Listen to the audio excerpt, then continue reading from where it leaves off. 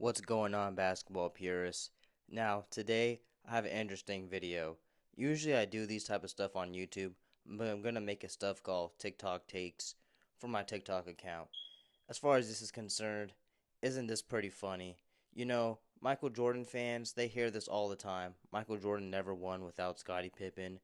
6-0, that's a team record. Well, let's look at these stats here. Looks like Nikola Jokic is far superior than LeBron James, even in his prime. When you guys only care about stats and not winning, this is the type of stuff we're going to get. Nikola Jokic, he beats him in every category as you see here. Now ask yourself, do you have Jokic over Giannis, even though Giannis is a better defender?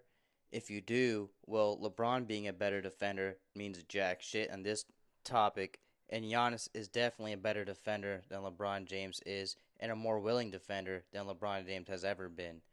LeBron James doesn't really want to play defense, while Jokic can't really play defense.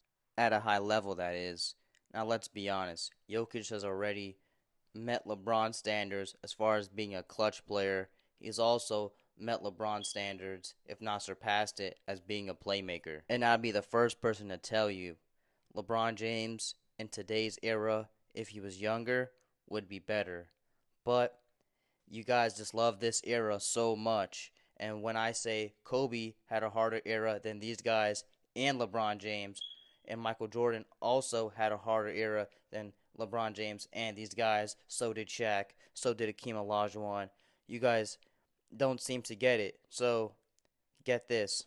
A 7-foot player who doesn't really care about basketball, slow, unathletic center is better than your prime demigod build LeBron James, who spends so much time and money to improve his game.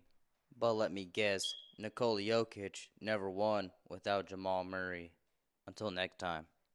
In today's video, I'm talking about Steph Curry and his 4,000 points.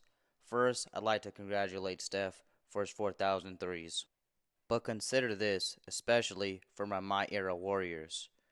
Stephen Curry, great dribbler, great three-point shooter. He's a decent playmaker. But let's look at this here.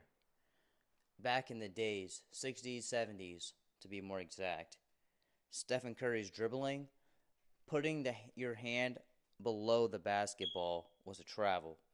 So much more things were a travel. So let's take Steph Curry's dribbling down a little bit. There's no three-point line. So not only is Steph Curry not going to shoot as much threes because they're not worth as much, but you're not going to be blessed with the range that Steph Curry has, because why would he shoot those far-ass threes if they're only worth 2 points? Now you have a great shooter and a great dribbler, but if he played in another era and you watched his footage, he would look pretty mid, especially he would look nowhere near to the Curry that is playing today. Why?